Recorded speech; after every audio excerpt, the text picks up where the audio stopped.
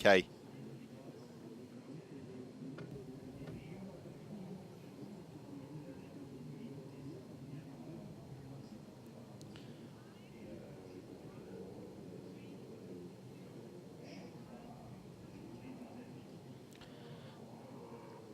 Good morning, everybody, and a very warm welcome to Paul Ricard for the start of a new initiative in the world of international motorsport. This is the inaugural round of the Euroseries powered by Nova, the new for 2015 series, racing around Europe, 6 events across 5 different countries for cars of GT4 specification or similar. And this is how they're going to line up, with Manuel Lasagni on pole position, alongside him Olivier Fremuth. Then it's Lorenzo Bontempelli and Lorenzo Marcucci, but Lorenzo Marcucci not there on the grid. Then Frederick Blomstead and Will Moore on row 3, ahead of Luca Magnoni and Pierre Piron. Then Claudio Cadici, Giampiero Cristoni, Valle Konev and Javier Ibran to complete the field as they set off on the first of 2 sighting laps in advance of this 50-minute race. It's 2 50-minute races for the drivers over the course of the day. And Gianni Ghizici to make it out in qualifying. Hopefully he will appear, as it is Manuel Lasagni, who has been competing in Ginetta G50 for the past several seasons with no little success along the way, who took pole position from the very nicely prepared Renault Megane trophy car, Olivier Freymouth. And Freymouth, the German driver who knows this Paul Ricard circuit very well from his 3 years of competition in the Renault Megane trophy that supported rather, the World Series by Renault in the times that they competed here. There is the number 15 car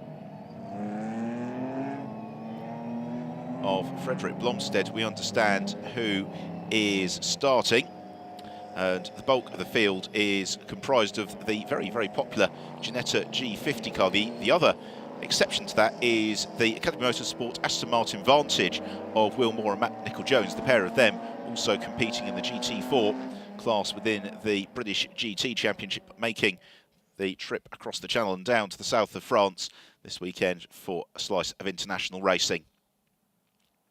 Well, the Paul Ricard circuit, one of the premier stops for any category in European motorsport. Legendary home, former home of the French Grand Prix, nestled in the Provençal Hills just up above Toulon.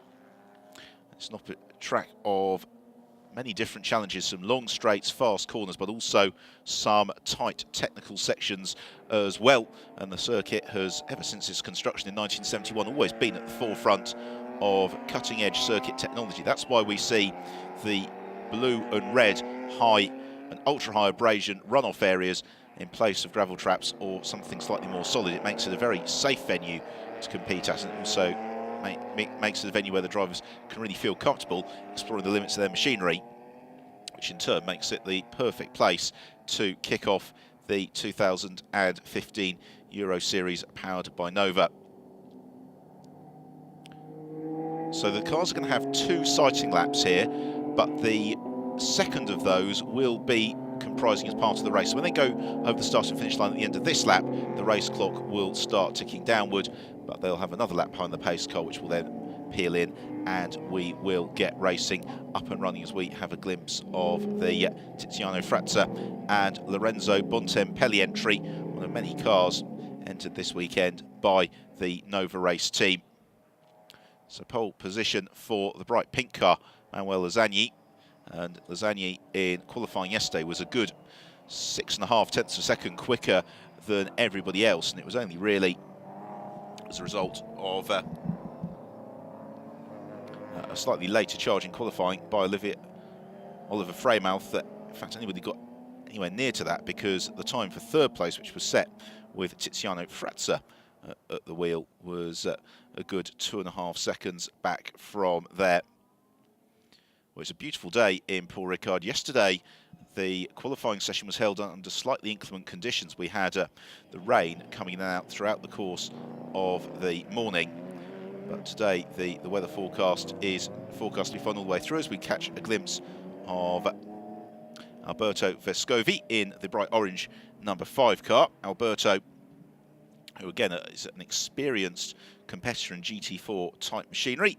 He has already raced this year in the Dubai 24 Hours and has also been a class winner in many of the European long distance races. So we go into the race itself now. So the race clock is going to start ticking down, a 50-minute race, but we will go racing properly at the end of this lap. So fortunately, we have got 1 or 2 gaps in the field. So 11 cars coming through at the end of that first formation lap. Manuel Lasagni, I think, will be anxious to get the race underway.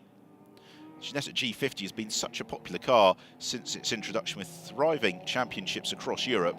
Many of the drivers in the Euroseries powered by Nova are drawn from the Italian Ginetta G50 Championship, but of course there's also been the Ginetta Super Cup in the United Kingdom, sport of the British Touring Car Championship, which has proved the success, I think, of Lawrence Tomlinson's mark, because Ginetta was a very niche British sports car constructor through the 60s and 70s, and then started to be revived just after the turn of the millennium with initially the very popular Ginetta G20, which turned into a thriving one-make championship. That has in turn been superseded by the Ginetta G40, and then the Ginetta G50, and latterly the Ginetta G55 have then formed the natural career progressions for the drivers, and particularly in the context of a burgeoning environment for GT4 and equivalent spec race machinery.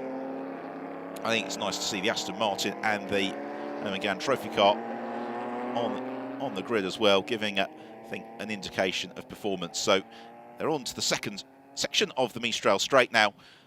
The legendary back straight here at Paul Ricard, now bisected by the chicane, but it still makes the Courbe du Sine, the turn at which they're arriving now, a very formidable challenge. Swooping through the quick right-hander and then down to the double droit to Beausset. Drivers just weaving around, getting a little bit of heat into their tyres, and we were seeing yesterday in many of the races that we had throughout the day, drivers being caught out a little bit with cool tyres, because it's a gentle breeze today. It's sunny, but it's a spring sunshine and not hugely hot. So the safety car just getting them now to form up side by side, and then very shortly we will be going racing in earnest for the first time for the Euroseries powered by Nova. A great shame that Roberto Gentili has not made it. Hopefully he may join us from the pit lane as the race unfolds. Nonetheless, this promises to be a thoroughly entertaining way to kick off your Sunday morning. Thank you very much for your company and for joining us. We should be in for plenty of entertainment. So the field looking absolutely magnificent, bunched up behind the pace car, and then once they come out of the Virage du Pont, it will then be eyes to the gantry. When the lights change, then the racing proper will get underway, although as you can see we've already had some 4 minutes of the race or thereabouts thus far. So here we go, out of the Virage du Pont, eyes to the gantry, waiting for the lights to change, which they do now, and away we go as they sprint towards turn one. It's a good start from the Zagny, and also well away I think is Lorenzo Bontempelli, one or two of them taking to escape routes. Will Moore has made a good start too in the Aston Martin, but as they turn through the opening corner, it is the Lassagne who's got the advantage. Then it is the effervescent Lorenzo Bontempelli, with Oliver Freymouth settling in to third position, just ahead of Fred Blomstead and Will Moore on the red Ginetta, defending from the black and silver Aston Martin as they get on to the brakes pretty heavily. In fact, Blomstead through defence turns into attack. He finds a way past the Megane of Oliver Freymouth, and behind, problems for Will Moore. Around he goes. I hope they all miss him. They do indeed. Somebody else has gone off, I think, taking slight evasive action, and that's a disaster for Will Moore. Hopefully he's been able to get the car fired up, although you can see he was just static there at the very back of the shot. So down the Mistral Straight, and it is Lassagne who has got that advantage over Lorenzo Bontempelli. Bontempelli, of course, a race winner in the International GT Open, a former class champion in the GT Open, so a very accomplished performer. And Fred Blomstead behind them, a driver with extensive single-seater experience. Then we've got a slight gap back to the next group of cars. They all pick their way through. That is the number 10 car of Claudio Gugici, as the leading quartet after that spin for Will Moore have really broken some way clear. You can see there at the very back of your picture that Will Moore is up and running. Oh, and problems! Contact there between the leaders and flying off the road, Manuel Lassagne. Now what happened? We only caught the end of it. A lurid and wild spin for Lassagne. And maybe Bontempelli chanced his arm a little bit too early, so we've now got the red car of Fred Blomstead looking to push his way past Bontempelli, which he does with success. So it's Fred Blomstead who takes the lead of the race after a thoroughly entertaining first racing lap, as That brings Oliver Freymouth back into the mix as well in the Megane. So they arrive into the Virage du Pont, and Bontempelli trying to thrust his way past. There's no damage on Bontempelli's car, which possibly suggests that Lasagna had that moment all by himself. We'll find out in due course as over the line we come. And Bomsted's advantage over Bontempelli just under 0.4 of a second. Oliver Freymouth very much in close company. Then it's Pierre Piron, Javier Ibran and Luca Magnoni who form the next group of cars. This is a super battle forming for the lead. Right, there is the reason why Will Moore rotated, and that was entirely with assistance. I think Giampiero Cristoni possibly was the offender, and here is that huge spin for Manuel Lasagna.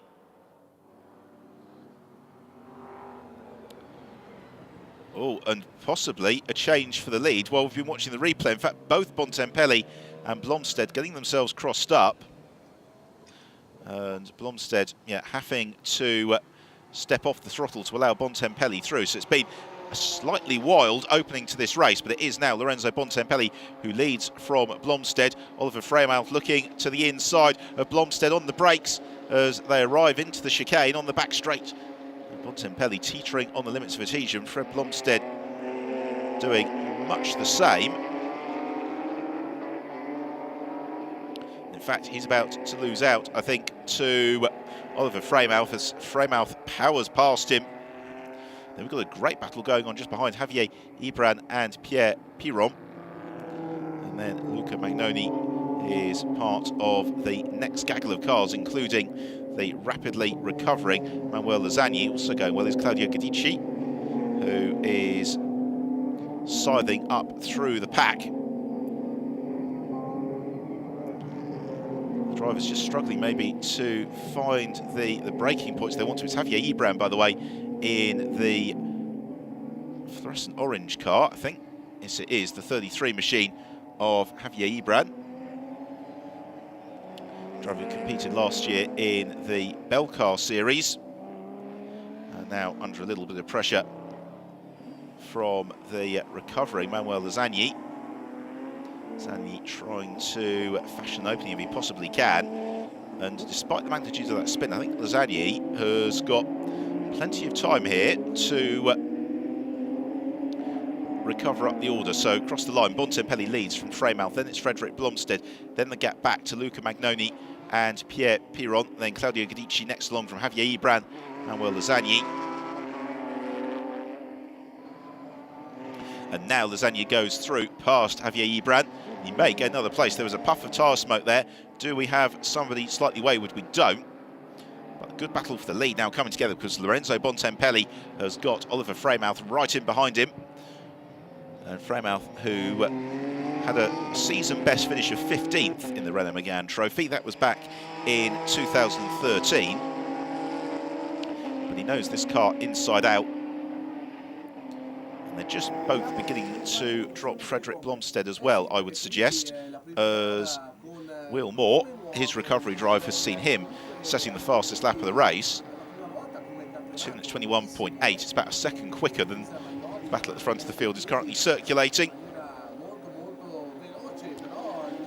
Picking the braking point for that chicane is such a challenge for these drivers because there are so many different configurations of this Paul Ricard circuit that finding the reference point to brake is absolutely key. And Bontempelli not getting the best exit from the chicane. That's going to give Oliver Freymouth the chance to challenge on towards the Courbe du Cy, but Bontempelli keeps his foot in to the inside line, and Freymouth decides not to chance his arm around the outside early on, which is mature driving from Oliver.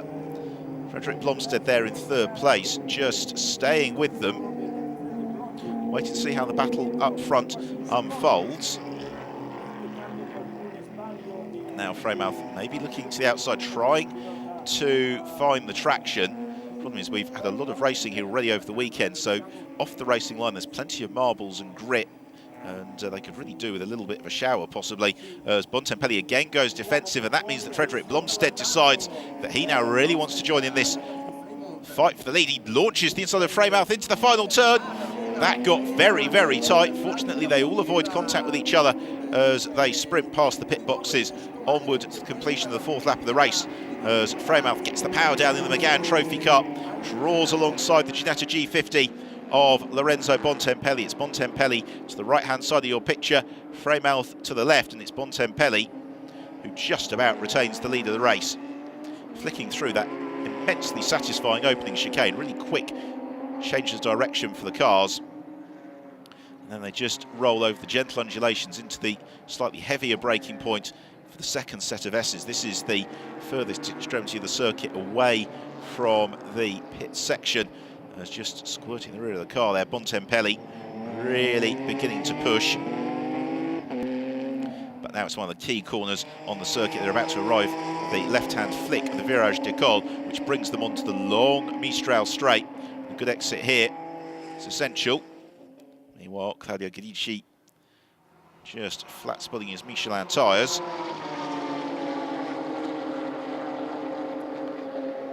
Down the Mistral straight then, and Freymouth again has got a good run on Bontempelli, who's feeling bold on the brakes. They both are.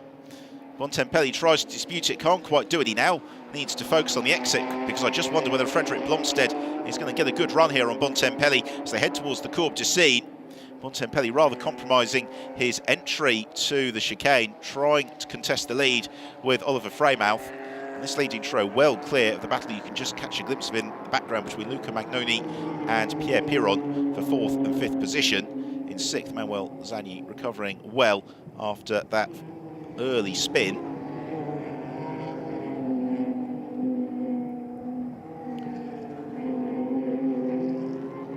Here is Will Moore, lights ablaze the Aston Martin, robust in his overtaking of Claudio Guidici. And Guidici he concedes to Will Moore, so Will Moore up into seventh position as the leading trio head towards the conclusion of the lap once more. Oliver Freymouth, now he's got that McGann hooked up. He really is beginning to build a nice little buffer. He's being helped here by the fact that Bontempelli is being forced to go defensive as propelling along the start and finish straight. Now has Freymouth set a faster lap? Indeed he has, and somewhat ominously for the rest of them, Oliver Freymouth in the Renault Megane at 2 minutes 21.1, 1.2 seconds faster than the battle behind, which goes side by side through the first corner. And Blomstedt looking every which way to try and depose Bontempelli, but Bontempelli is sticking more or less to the racing line. But great action in the early stages, and now Blomstedt looks to force the move, and through he goes up into second position then for Frederick Blomstedt. And this is thoroughly entertaining stuff and a great way to open up the morning. There's a replay of the slightly bumpy ride for Claudio Guidici. I think the real question here is how far up the order can Will Moore recover. Meanwhile, there's Javier Ibran having a little bit of a moment. Bontempelli immediately looking to fight back Frederick Blomstedt. Blomstedt, though, nice and smooth behind the wheel. Bontempelli just seesawing a little bit more. Two Ginetta G50s. Always a very nice looking car, as is the McGann Trophy car. I think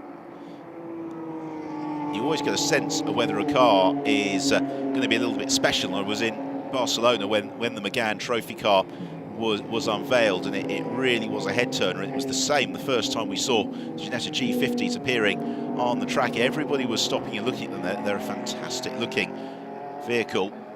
Same as well, not represented here today because they're a little bit slow, but the Ginetta G40, if you've not seen one before, do get on Google and have a look for a picture of one, because they are mighty fine looking race cars as well. So now that Freymouth has got out front, this has been a slightly slower lap for Oliver Freymouth, and he has got the Ginetta G50s possibly having agreed a little bit of a ceasefire to stop the German driver braking clear. So across the line we come then. This is the end of lap 6, and the gap has come down. It's come down to 0.8 of a second, and Frederick Blomstead setting his personal best lap of the race, a 2 minutes 20.722, and the fastest final sector of anybody in the race thus far. He possibly just missed his braking point ever so slightly through turn 1, and that gives Bontempelli immediately the opportunity to start challenging.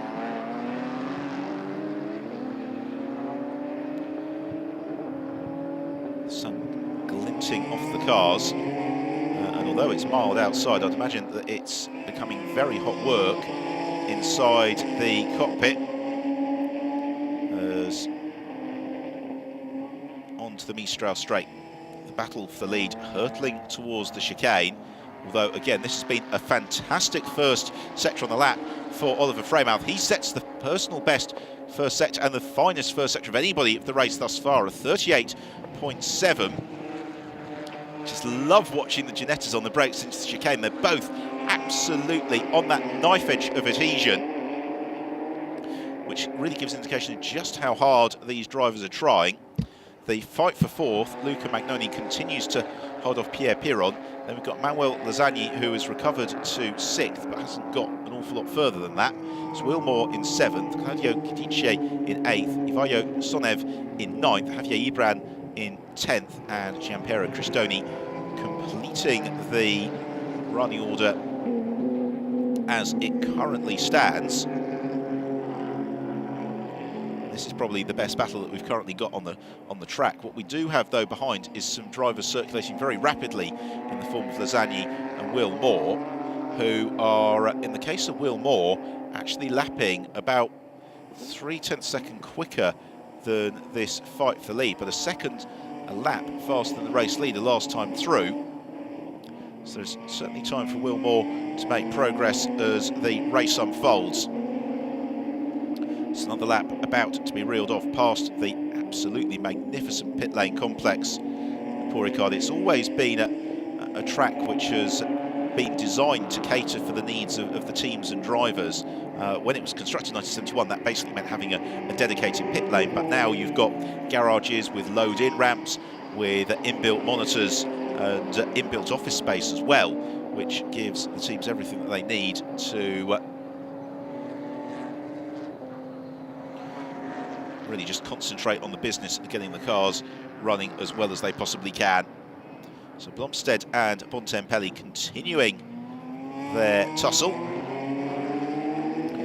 And in so doing, they've just allowed Oliver Freymouth to ease out to a couple of seconds clear. And interesting, that leading trio all setting personal best laps of the race last time through. A 2 minutes 18.2 for Oliver Freymouth, 2 minutes 19 apiece for Blomstead and Bontempelli.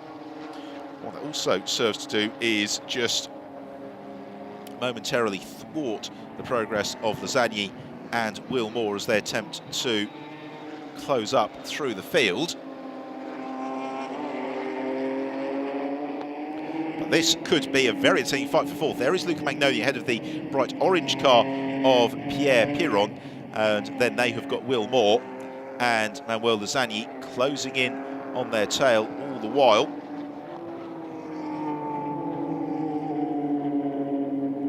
So Bontempelli all over the tail of Blomstead as they get on the brakes into the Double Droit de Beauzet. So we are 20 minutes in to the first race for this Euroseries powered by Nova, and it's been a very nice debut for this new series so far, as the pit window is open for the driver change in the case of the two driver cars. And the mandatory pit stop for the single driver entries. So, as ever in the slightly longer races, that brings a slight element of strategy into proceedings, and Oliver Freymouth wasting no time at all to get his pit stop out of the way. Into the pits comes the McGann. It promotes the Blomqvist and Bontempelli battle to the one for lead, so down to the agonisingly slow pit lane speed limit for Oliver Freymouth, as Bontempelli again showing himself to the inside of Frederick Blomstead. Blomstead doing the sensible thing, just sticking to the racing line. It's a lovely camera angle, that, isn't it? Because you just see the really quick changes of direction. And yeah, Oliver Freymuth, the doors open on the car, getting a little bit of fresh air in, as well he might. And now the battle really coming together between Lundqvist and Bontempelli. Lorenzo Bontempelli out of the car. You couldn't hope to meet a nicer guy. Inside the cockpit, he is a fierce competitor and is now nestling into the slipstream of the very similar Ginetta G50 of Fredrik Blomstedt as they head down the Mistral straight. Oh, there's some debris. It's the headlight cover of Bontempelli's car which has come flying off down the Mistral straight. I don't think that should cause too many problems, other that in a race of such fine margins it does just disturb the airflow over the front of the car just ever so slightly, and it may just impact on that crucial ½ kilometre an hour thereabouts at top speed for Bontempelli along some of the straights here in Paul Ricard. So down into the Double Tour de Beauzet, and again taking a big bite of curb, Fredrik Blomstedt. Bontempelli just applying the pressure. Here's another look at it. Absolutely fired off into the sky. Fortunately, nobody in too close company to cause damage. Of course, the resilience of Ginetta cars was demonstrated a couple of years ago in a British GT race when actually Mike Simpson in the works Ginetta was hit by a door that detached itself from the car he was following, and amazingly, aside from a cracked windscreen, the car was pretty much unscathed. As into the pit lane now comes Fredrik Blomstedt. It's Marco Helis-Stegenas who takes over, or will be taking over. So we have, there is Marco, Finnish driver, easy to pick out because he's got the Finnish flag on his helmet. Also into the pit lane comes Alberto Vescovi in number 5 car, and Alberto doing the race single-handedly, so that is a case of door open and the opportunity to rehydrate. Bontempelli therefore continuing on his way, and Lorenzo will be handing over to Tiziano Frazza at the point at which he deigns to make his pit stop. But this is the first time in the race that Bontempelli has had some clear air to enjoy, so it'll be interesting to see just what sort of pace he can set on this lap. Hurtles along the Mistral straight up into second place, but into not having any his pit stop is Luca Magnoni. Also not into the pits now in third is Manuel Lozani, and then fourth it is Will Moore, as Bontempelli takes a bigger bite of curb maybe than he would want it. Has to slow the car down a little bit through the second section of the chicane.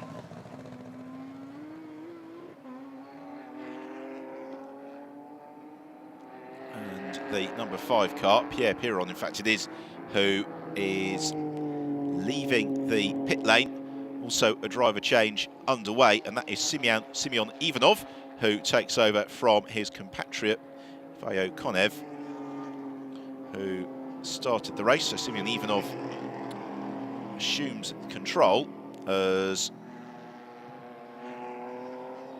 Bontempelli is in the concluding stages of his 10th lap of the race. We are just about at half race distance, and will we be seeing Bontempelli peeling pitward on this occasion? In the spirit of equal seat time, you suspect probably would. The spirit of competition does not. So onward.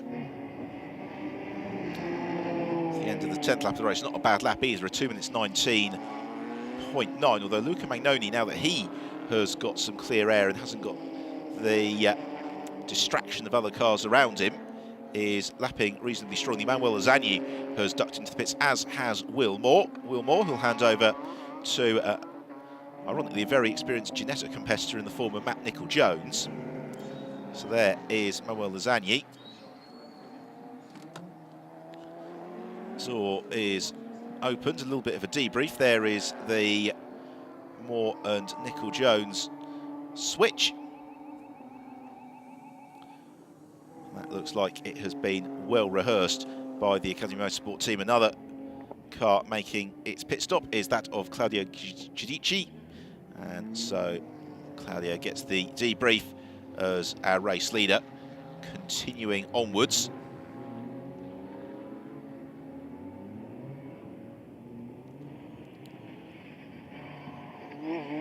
Again, launching over the curb, really seesawing at the wheel, having plenty of fun as a result. But it's really only going to be once all the pit stops have cycled themselves through that we get a true understanding as to whether or not this strategy of staying out a little bit longer has worked. I'd suggest it maybe hasn't, because the pace currently being set by Oliver Freymuth is pretty strong as well. 2 minutes 19.8 last time around for Oliver, and so by the time this is all cycled through, I would anticipate that the Megane will possibly find itself towards the summit of the field. It's not to say that Bontempelli isn't pushing as hard as he possibly can at the wheel of the Ginetta. Tiziano Frazza waiting to take over, although knowing how much Lorenzo enjoys his racing, I suspect they'll pretty much have to throw the pit board at him to get him to come in. He comes in now, though, at the end of the 11th lap of the race.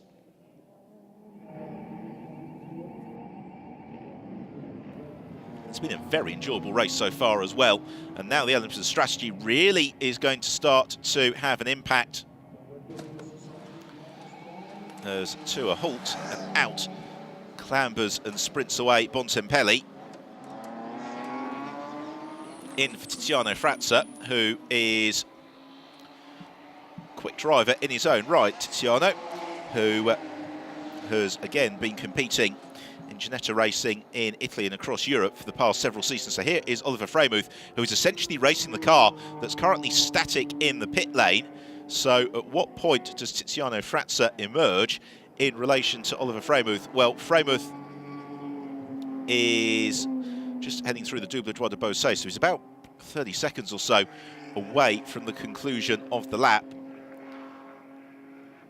And, well, it wouldn't be Paul Ricard, would it, without a Renault at the front of the field, because if you think back to those French Grand Prix, particularly in the days of the Renault Turbo, hundreds of thousands of fans flocking to the circuit to see René Arnoux and Alain Prost out at the front of the field in their Renault Turbos. And this is going to be very, very close, because coming out of the Virage du Pont now is Oliver Freymuth. Heading down the pit lane is Tiziano Frazza, and they're going to arrive into turn one at more or less the same time. Here comes Freymuth.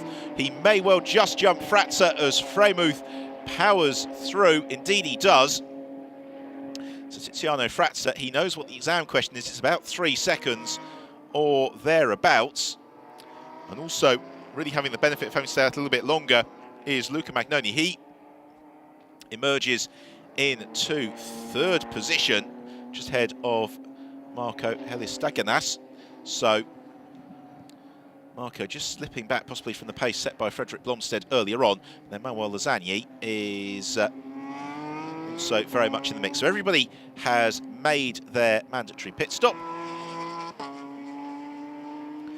Fastest lap of the race has been set by Oliver Freymuth.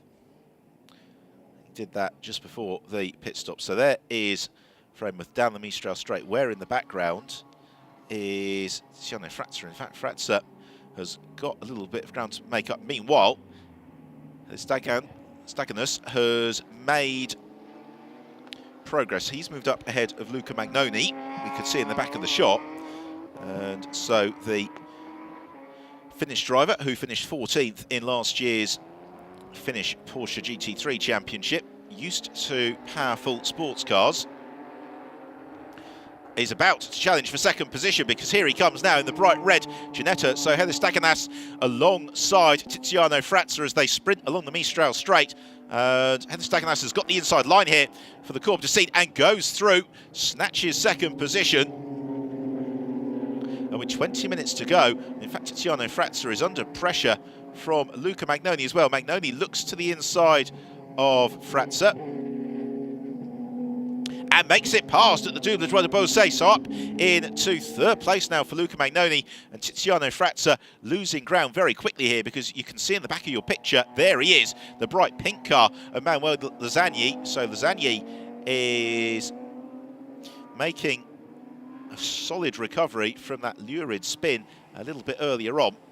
So we're coming to the conclusion of lap 12. This is then going to tell us exactly where we're looking for the rest of the race. So Oliver Freymuth is over the line. He's just done a 2 minutes 19.8. And Staganas is on his second flying lap of the stint, and he does a 2 minutes 21.3, so he's 12 seconds back from Freymuth. That feels like it's a big arse. Luca Magnoni an outlap, and then Tiziano Frazza the same. Manuel Lasagna 2 minutes 20.3.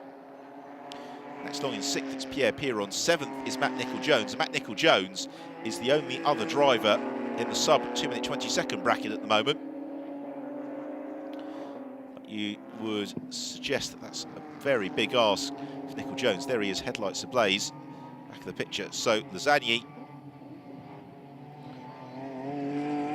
already fighting away past Tiziano Frazza. Gives him 4th position now. Will he be able to snatch a podium finish from this one? It's all going to come down to the sector time. So Lasagna a 39.2, Luca Magnoni a 39.1, but that included overtaking from Manuel Lasagna. So sector 2 might give us a slightly better indication.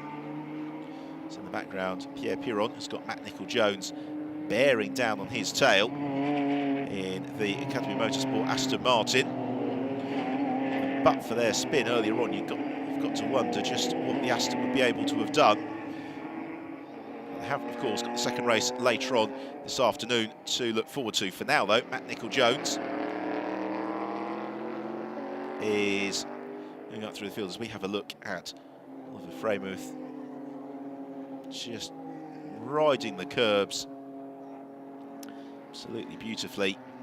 And Nicol-Jones goes through up into 6th place then for Matt Nicol-Jones. Great manoeuvre as he darts the inside of the Courbe du Sine. Now, is a podium finish on the cards? It could be, because Nicol-Jones is about a second a lap faster than all the cars up ahead of him, and he's only 12 seconds adrift of Staganas. So the next target for Matt Nicol-Jones is Tiziano Frazza. I suspect that is going to be an overtaking manoeuvre that will be completed pretty quickly. So he already closes up onto the tail of Frazza, and possibly even looking to force his way through. Frazza sticking to the racing line, and Matt Nicol-Jones can barely hide his impatience at finding his way past the slur Ginetta, because he can see Manuel Lasagna disappeared up front, and there's contact between them. Nicol-Jones caught out by the slow exit from the Virage du Pont. Oh dear me, the Aston Martin bonnet is all crumpled, and that was a pretty hefty hit, wasn't it? As Nicol-Jones continues on his way. What I desperately hope is that he's not holed the radiator as part of that. But that is not what you want to see on the Aston Martin Vantage. Nicol-Jones, though, despite the little bit of pushing and shoving, up into 5th position. There was nothing particularly malicious about that. It was more he was just caught out by the exit speed of Tiziano Frazza, and once you're accelerating, you can't really get the car stopped again that quickly. Hence the contact, which, given the onward progress of the Aston, would suggest it was more cosmetic than anything. Here's another look at it. In fact, it was more that Tiziano Frazza had a bit of a moment, getting the power down rather enthusiastically. Here we see it again. Frazza guns it, slides the car. Nicol-Jones nowhere to go. A little bit of contact.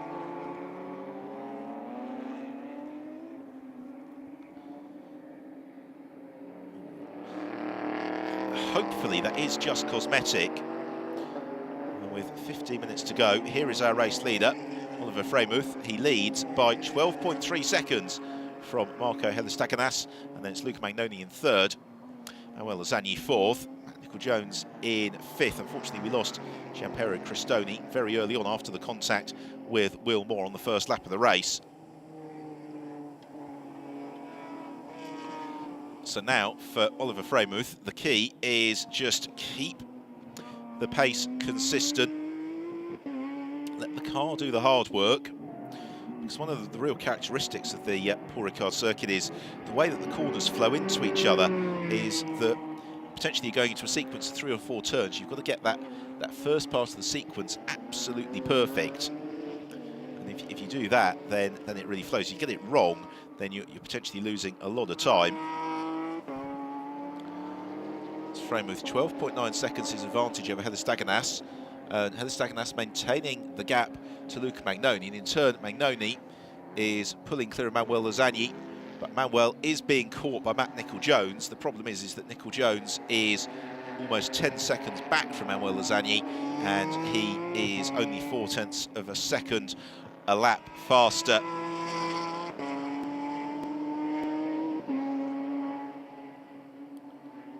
Well, the Renault Megane Trophy was quite a series when it was running. Some absolutely fantastic racing, and of course 1 or 2 slightly controversial moments. I think we can all remember the events towards the closing stages of the Barcelona race back in 2012, when the inter-team rivalries maybe got a little bit too much, and do seek out some of that on various internet video sites, because it was an incredibly dramatic way to finish the season. This then is the fight for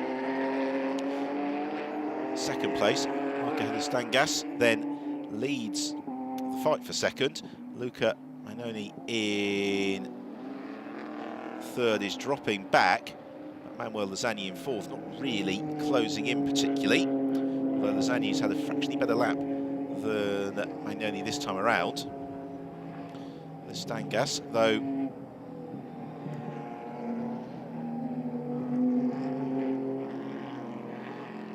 driving very smoothly. He and Frederick Blomstead making a very good driver combination. Magnoni has been consistent throughout duration. We've still got a long way to go. We're not quite at 80% race distance, and so just under 12 minutes left on the clock. The drivers can't afford to get into the mode of settling for position, because they've still probably got another 5 or 6 laps at least to undertake as Lozani. But for that big spin earlier on, he would have fancied his chances to be fighting front of the field. And the problem is, because these cars are so similar in their specification and preparation, as another good lap from Helle Stangas helps him to pull just another couple of tenths of a second away from Luca Magnoni. Magnoni in turn quicker than Manuel Lozani, but Lozani 1.2 seconds slower, crucially, than Matt Nicol-Jones. So although this fight for second, third and fourth is reasonably stable at the moment, the progress of Matt Nicol-Jones should not be discounted, and it's still just possible the Aston Martin may be able to sneak onto the podium between now and the checkered flag. Zani picks up the throttle, heads on to the Virage d'École, and then along the Mistral straight, the heat haze beginning to shimmer off the surface of the circuit as the heat just begins to come into the... So at the back of the straight now is Matt Nicol-Jones. I don't think second place is particularly on the cards for him. Luca Magnoni again, fractionally quicker than Manuel Lozani through the first sector of the lap. Nicol-Jones again quicker than both of them. There is Claudio Giudici in the number 10 car, and Claudio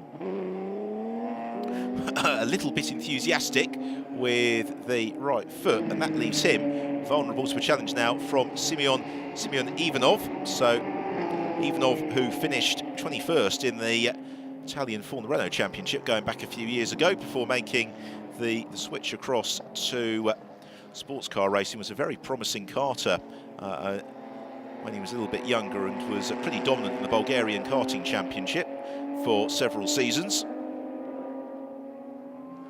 Good to see him here this weekend in the Euroseries powered by Nova. And he may just be on the cusp of elevating himself up into 9th position here, because Ivanov looking much smoother, one would suggest, than Claudio Giudici, as Giudici just gets onto the throttle and then flicks left onto the Mistral straight. And also they've got Javier Ibran, who is within touching distance and being caught crucially by this pair of cars to the tune of 2 seconds a lap. Well, there you go. Last time round, pretty much identical gaps between them.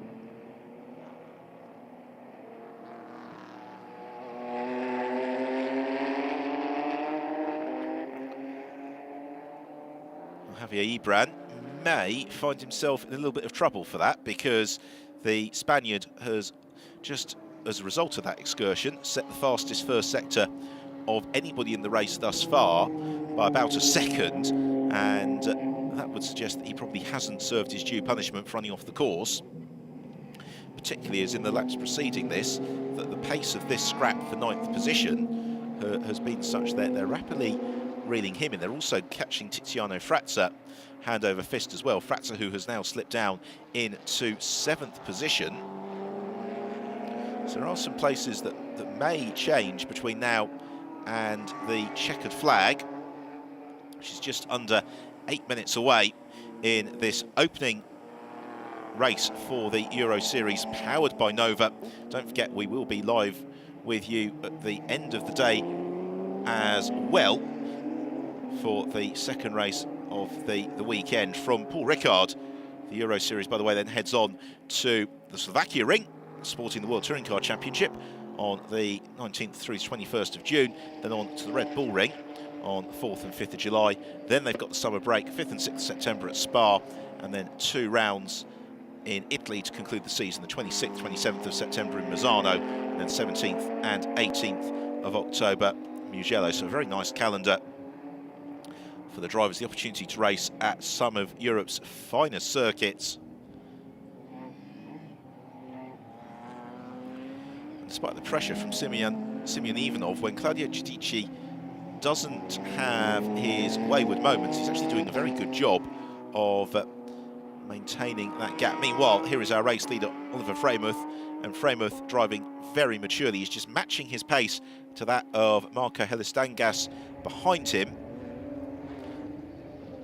And as a result, the gap has remained static, really, since after the pit stops at just about in the high 12-second bracket. It's crept out to over 13 seconds last time through.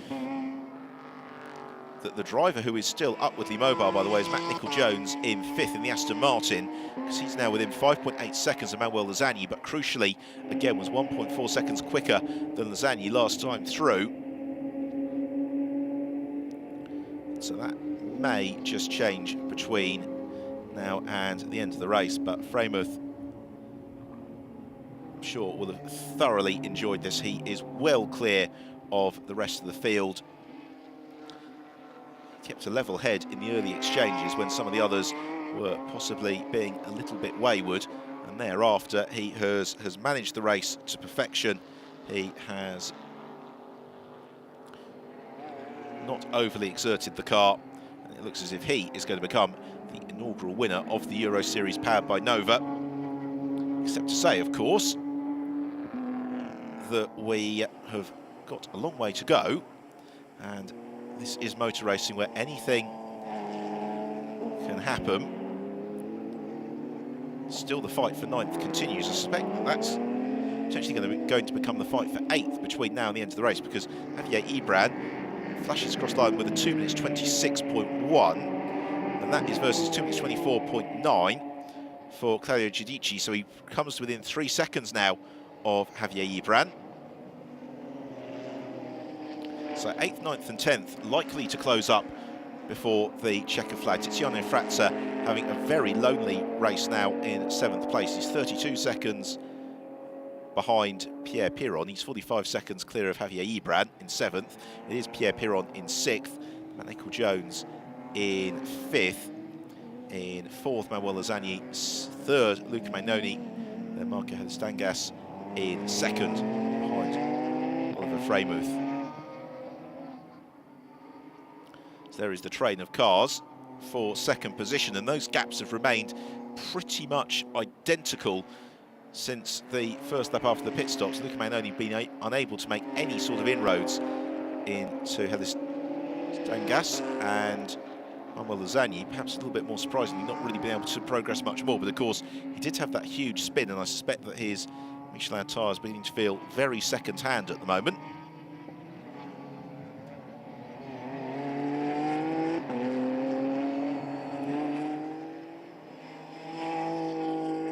So there is Magnoni, looking well set for a trip to the rostrum. You can see the advantage that Freymuth has got. Now, what of Matt Nicol-Jones? He's now just 3.1 seconds behind Manuel Lozani. There he is, headlights ablaze on the Aston Martin, on the Mistral straight. Magnoni has pretty consistently, since the pit stop's just been a tenth of a second a lap slower than Histaganas, and means that the Finnish driver has just been able to ease out now in second place. He's 2.6 seconds clear of Magnoni. Then we've got Manuel Lozani, who has been a little bit inconsistent. Sometimes he's been quicker than Luca Magnoni, other times a little bit slower. And Lozani must surely be worried here about the progress of Matt Nicol-Jones, because Nicol-Jones is again substantially faster as Stangas is working towards the end of his 19th lap, waiting for Oliver Freymuth to come across the line, and we could well be going to the last lap of the race momentarily. Depends at what point Freymuth flashes past us in the McGann. There is Freymuth, cross line he comes now, and yes, there is just less than a lap time left in the race. So we go on to the final lap, which is bad news for fans of Matt Nicol-Jones, because it really, he could have done with Freymuth crossing the line about 2 seconds earlier to give him a fighting chance. That's a Nicol-Jones was 2 seconds quicker than Manuel Lozani last time around in the fight for fourth position, and he's got one more lap, so he might just be able to get onto terms. I think third place, though, is going to be a little bit too much to ask for. Second place looking relatively settled, and it's a little bit of a pity that the frenetic dicing we had earlier on in the race after the pit stops that just gave that slight separation between the cars, and because they were so evenly matched as we saw from the start of the race, it's made it very difficult to close some of those gaps down. Nonetheless, that is of very little concern to Oliver Freymuth. He has driven with consummate professionalism throughout. He was steady early on, and he got his foot down when he needed to. Built a buffer just before the pit window, has extended it thereafter, and he is a couple of kilometres away from being our first winner in the Euro Series powered by Nova. As he heads along the Mistral straight, flicks into the Courbe du Cygne, and he's just taken it a little bit more easily over the last lap or so. He could well afford to do that, as he picks his way out of the Double Droit de Beausset and eases back towards the start and finish line. The clock will tick to zero just before he makes it to the checkered flag. And still he continues to push, because of course it's so easy to do that you relax late in a race, and that is when you can make those slight slits. But there's been no such problems like that for Oliver Freymuth. He accelerates out of the final corner. The checkered flag is ready and waiting, and it is Oliver Freymuth who is our winner in the first race of the Euro Series season. And a very impressive drive from Oliver Freymuth. Second place is going to go the way of Marco Helistangas and Fred Blomstead, and then third to Luca Magnoni. What about fourth? We thought it was going to be very close. It's a drag race to the line, and it's almost a dead heat. And Matt Nicol-Jones gets fourth position over Manuel Lozani by 16 thousandths of a second. And we thought he was just on schedule to do it. Indeed he was. So Matt Nicol-Jones and Will Moore take fourth, Manuel Lozani in fifth, Pierre Piron for sixth. This is the fight for 8th place, because Claudio Giudici is under pressure from Simeon Ivanov. They've both passed Javier Ibran, and going for the move is Ivanov. Has he got the car hooked on the brakes? He does indeed, as Giudici moves straight through the escape road. He's going to have to concede here to Simeon Ivanov. He does just that. And so Simeon Ivanov moves up to 8th on the last lap. They've still got half a lap to go, though, en route to the checkered flag. So Pierre Piron has claimed 6th. Tiziano Frazza should get 7th. And I think that Simeon Ivanov may have done enough here for 8th place, because Claudio Giudici seems to have maybe lost the appetite for the fight a little bit. So he is not really in position to contest. Here comes Tiziano Frazza, the car that was so competitive early on with Lorenzo Bontempelli at the wheel. Across the line comes Frazza in 7th place. And then fight for 8th.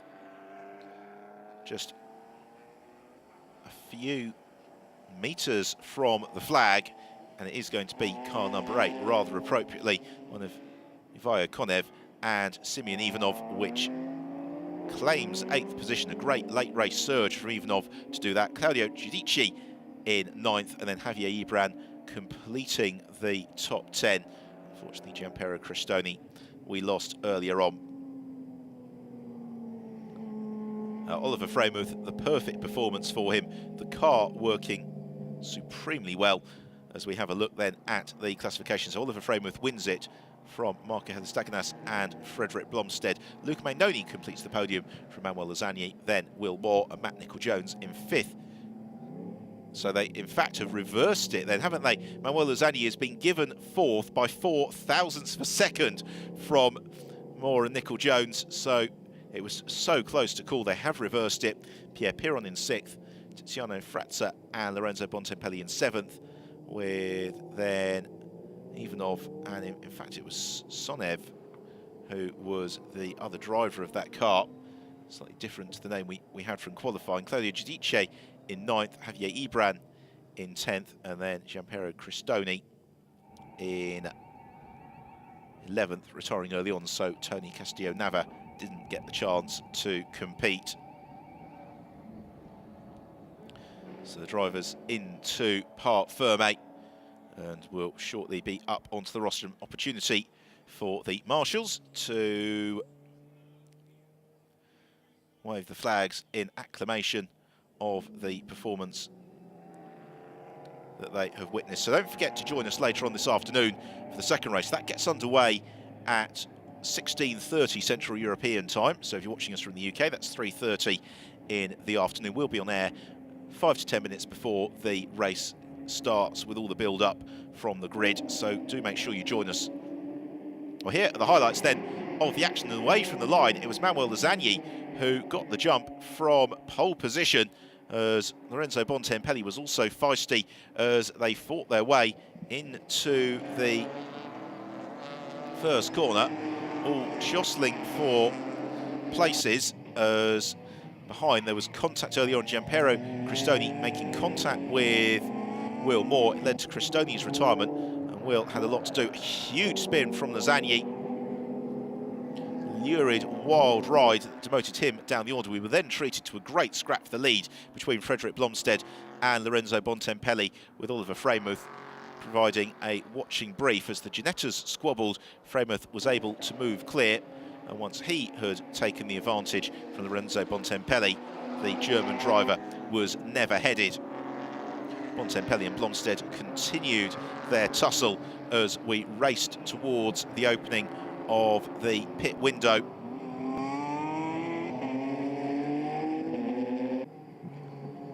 And then after the pit stops, Tiziano Frazza, having taken over from Bontempelli, was demoted very quickly by Marco Helstangas and then by Luca Mainoni, before he was clouted by Matt Nicol-Jones.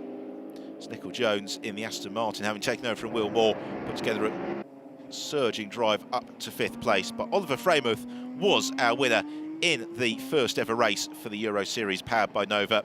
It was a consummate performance, one which saw him taking the flag almost 10 seconds clear of the second place duo of Helistagnas and Fred Blomstead. The fight for fourth was resolved in favour of Manuel Lasagni by 0.04 of a second from the Nicol-Jones and Wilmore combination.